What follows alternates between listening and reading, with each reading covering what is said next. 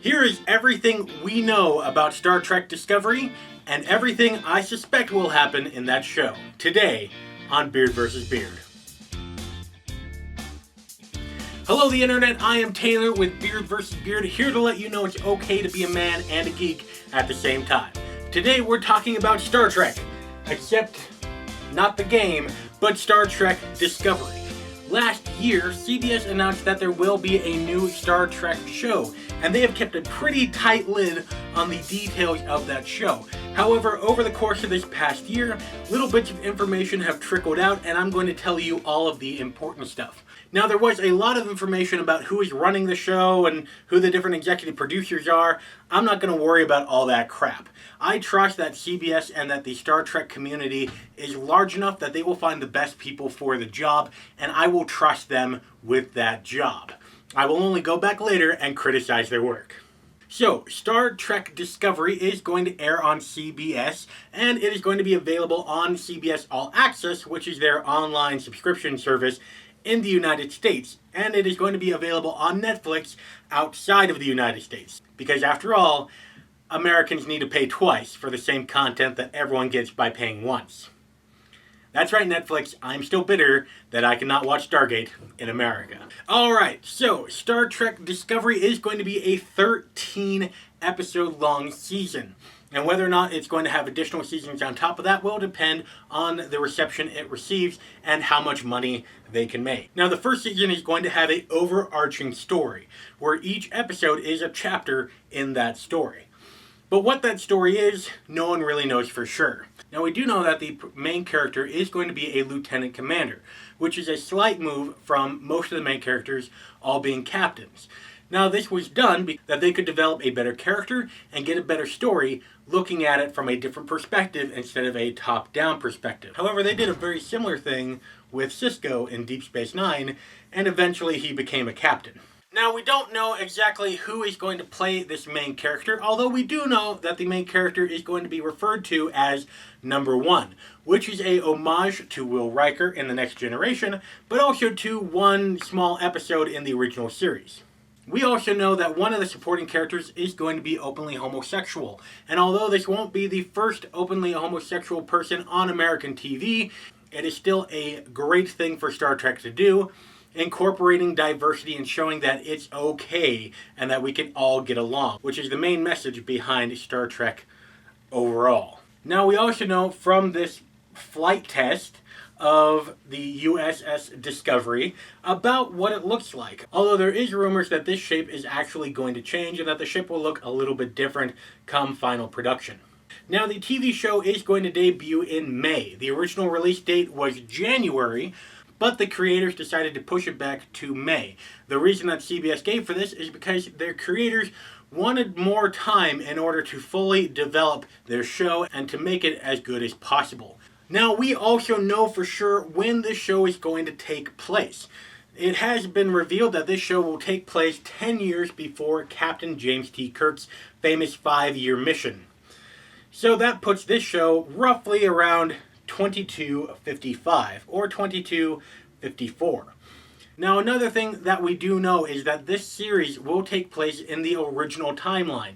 That means in the timeline as the other real-life TV shows, with Voyager, with DS9, with Next Generation, with Enterprise. All of those shows are going to be in the same timeline, which is great because I'm a little tired of this alternate history stuff that we've been getting in the movies. Granted, I've appreciated and I've liked the new movies, but the alternate timeline, I'm not a big fan of. Now, the executive producers and showrunners have let out that this show is going to deal with something that is actually canon in Star Trek, but it has not been elaborated on. We don't know that much about it, which leaves a lot of people to speculate about what the actual story arc is going to be about. Now, that sums up all that has been confirmed and that we absolutely know about the show, at least the important stuff. Now, let's go on a little bit into the realm of rumor, and then afterwards I will explain my theory of what is actually going to happen in the show. Now, first for rumors. There is a rumor going around that the captain of the Discovery will be a Klingon. This makes no sense, since at this time in 2255, the Federation and the Klingons are in a state of Cold War. So having a Klingon captain over a Federation ship is like the Americans hiring a Russian to be in charge of a nuclear submarine in the 70s. It just wouldn't happen. Next, there's also rumors that there will be a British doctor, that there will be an unknown mentor, and that a couple of the admirals will be female as well as male, and that one of those admirals will be the homosexual character. This, again, is all rumor and speculation, and we don't really know for sure. Now, there has been rumors as to what the story is actually going to be. There are some people who believe that it's going to deal with the Klingons. There are other people who believe it's going to deal mainly with the Romulans. And I will tell you that my theory is they're both wrong. Since the Federation is at a state with Cold War with the Klingons, of course you're going to have a little bit of interaction there, but that's not going to be the main aspect of the show. The Romulans were not really revealed until past the original series, although they were briefly seen in the original series and in Enterprise, but they didn't know who the hell these people were. They just were fine with leaving them alone. So we're probably not going to deal with that, since this show takes place 10 years before Kirk. Now, since we know that this story is going to be based in a kernel of Star Trek canon, and that it is a topic that has been mentioned and established, but we don't know a lot about. We also know that the show takes place in 2255. Now, using my wisdom, I found out that in 2255 there was a single major event logged in Memory Alpha, and that is Star Trek canon. And that would be the Treaty of Armenz. And that established a line between two different nations, the United Federation of Planets and the Celiac Corporate. That is right, the Celiac Corporate. Now, if you don't know who these people are, there's a very good reason for that. There's one mention of them and one episode that deals with them, and that was a Next Generation episode entitled The Ensigns of Command. In this episode, Jean-Luc Picard needs to get colonists out off of a planet, and that planet was actually Celiac property as of 2255 with the Treaty of Armenz. Now, of course, Jean-Luc Picard did offer a diplomatic scenario, and it ended up all right, but that was all we know about the Celiac. We barely even know what they look like.